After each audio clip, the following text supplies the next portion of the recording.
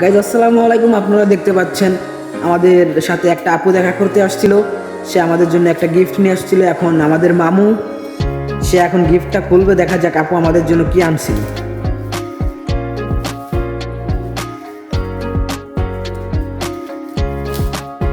মনে হচ্ছে খুব ভালো একটা জিনিস হবে।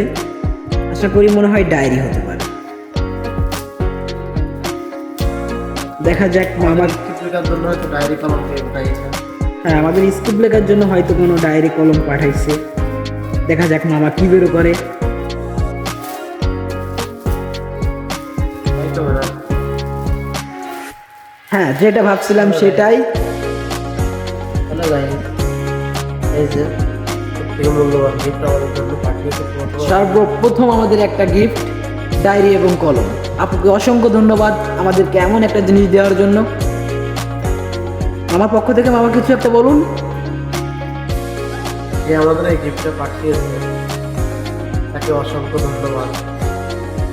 আমরা যাতে বারবার এখন সুন্দর সুন্দর গিফট পাই, আপনাদের সেই জন্য আমরা যেন আরো ভালো ভালো কন্টেন্ট ক্রিয়েট করতে পারি। আমাদের পাশে থাকবেন, আমাদের ভিডিওতে লাইক কমেন্ট শেয়ার করে সবার মাঝে ছড়িয়ে দিবেন। আল্লাহ হাফিজ।